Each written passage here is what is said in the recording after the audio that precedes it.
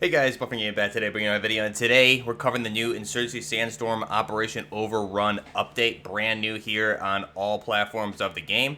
We're going to be covering the M250 light machine gun, which is the new machine gun here in the update, one of the new machine guns. The other one we'll cover in a separate video, but here the M250 is the SIG Sauer's winning bid for the NGSW program to replace the M249 Saw, firing that 6.8x51 Fury round from SIG Sauer. So I'll show you the build. We'll just show it here in the range quickly, and then I'll get into a little bit of gameplay here and tell you a little bit about the weapon in real life. So here's the weapon itself. Really quick, let's just back out and look at the drip of my soldier here, looking super ready to kill some Terrys. Now, if we look at the gun, you can see the caliber there is listed 6.8x51 millimeter. Rate of fire is 780 rounds per minute, which is close to just about accurate for real life, which is roughly 800 rounds per minute. Velocity 950 meters per second. You can see the penetration. You can see the recoil pattern there. Mag capacity is 50 rounds, and that's your only option. And then fire modes are full auto and select. So here we're going to be running. You have either you can do nothing, flash suppressor, or the suppressor. The suppressor is going to be that SIG Sauer designated suppressor for both the M250 and the M7 Spear for that 6.8. So we'll go ahead and run that. I haven't really seen the gun even fired without those, either of those, either the M7 or this without that SIG suppressor. So we'll run that. I'm going to run an L-can here, the 4x1. This is just what I was using the gameplay. I thought this was a pretty good option for only 3 points. Aesthetics, you have the base option, then you have the green recon option here, and then you have a laser light option there is the only one for 2. So the weapon itself, you can see on the left hand side, costs 5 points to acquire for security, and it is a really clean looking weapon there. You got the integrated bipod already, so you can't put a grip or anything on it, but it is a solid gun. So let's go ahead and we'll just get in here. I'll just show you guys quickly. We're mounted on the bipod here, and when you're mounted on a bipod, it's like very easy to fire. You have the single fire option also, which isn't as fast as you can pull the trigger. You do have a little bit of a reset time, so I can't just tap fire as fast as I would want to. I'm changing my magazine. Now the cool thing here, just do a regular mag change. Show you guys this.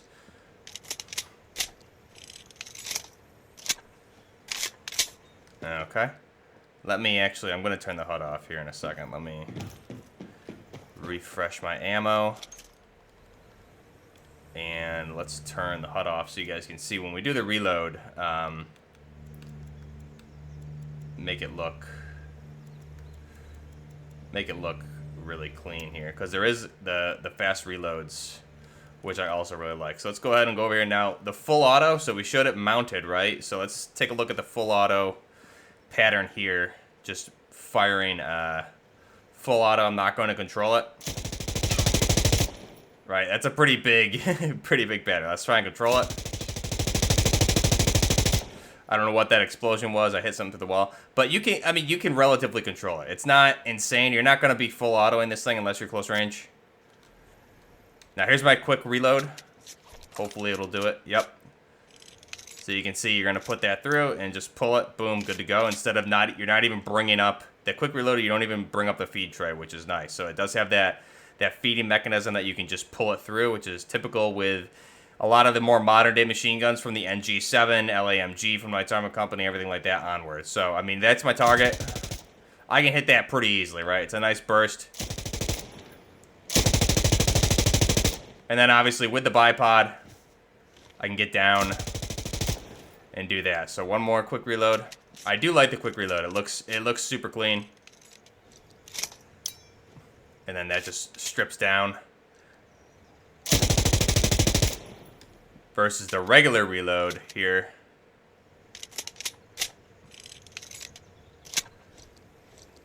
So, pretty good gun, honestly. I mean, those are my targets, you know, and then obviously hold your breath. Little 3 to 5 round bursts, you're pretty good. So, let's jump into some of the gameplay here. Just running this in hardcore checkpoint with random teams. Unfortunately, we didn't land on the new map for this. I would have liked to show on the new map, but That's okay. So the gun itself is a lot of fun to use. It's one of the more mobile machine guns, and especially the recoil from this to the saw is just kind of crazy. Especially in real life, that holds true. It's a very lightweight, low recoil weapon. So as I mentioned, it is the SIG Sauer's entry, the XM250, into the U.S. Army's NGSW program, which was the program to replace the M4s and the M249s. We've seen programs like this since the early 2000s. This was selected. SIG Sauer was the winner, so the M7 or the Spear and the M250 or the XM250 here were chosen to replace both those subsequent rifles. Again, firing the 6.8 by 51 millimeter Fury round. It's a patented round from SIG Sauer, so we don't have all the information on the ballistics and things like that, but this was the winner of the NGSW program. You also have the big brother to this, which is the SIG MG 338, firing the 338 Lapua Magnum round, which is the same as this, just a slightly, obviously different barrel to take the larger 338 Lapua round, but it's the same weapon. I'm not sure if you can do just a barrel change. They're two separate weapons, but design-wise, they're the same. Now, it's been in service, obviously, 2022 through present is when it won the bid. Design period took place in 2019. Manufacturer, as mentioned, is SIG Sauer. The mass with the bipod is 13 pounds. With the suppressor and the bipod is 14.5 pounds. And then you get a 100-round pouch with it in real life, too. Here in the game, we have a 50 round. So you have a 30, 50, 100, and 200 round feeding pouch for the weapon itself. The length of the weapon is 41 inches. Barrel length is 17.5 or 444 millimeters. The caliber is that .277 Fury. Again, that's 6.8 by 51. It's a gas-operated action with a rate of fire of around 800 rounds per minute. So, really great weapon here. Unfortunately, we don't have the Vortex NGSW optic available here in game. I was really hoping we would have that. But it's a really solid weapon. I really enjoyed using it. And again, just like the full auto capability of this thing and the ability to go semi-auto. So really, there was other games that you won't necessarily probably see in this gameplay where just longer range and things like that. You know, if I'm not bipoded, I'm going to switch it to single fire. That way I'm obviously not wasting bullets. It does have a high rate of fire, so you don't want to just be going full auto like you'll probably see me here do here in some of these videos. So let me know your thoughts down below. The MG, or the M250, which is a cool name, obviously replacing the M249, so it's the M250. Now we'll see what, I mean, obviously it's not rolling out to fully replace the 249 saw, and the M7's not fully replacing the M4s. They're doing it in small batches, and there's a 10-year contract for SIG. So they're not going to fully phase out the saw and the M4s, but they're going to be integrated in and distributed to units accordingly. So we're not going to see the end of the M4 or the saw. Those are two mainstay weapons that I think will be in service for a very long time. But this, especially for the type of warfare it was developed for, with that 6.8 by 51 millimeter round, I think is going to be a main player going forward. So let me know your thoughts down below. I expect to see this in a lot of games moving forward. Till next time, this is Buffner Gaming with the SIG Sauer NGSW winner, the M250, here in Insurgency Sandstorm's newest update, Operation Overrun. Let me know your thoughts down below. Till next time, Buffner Gaming, out.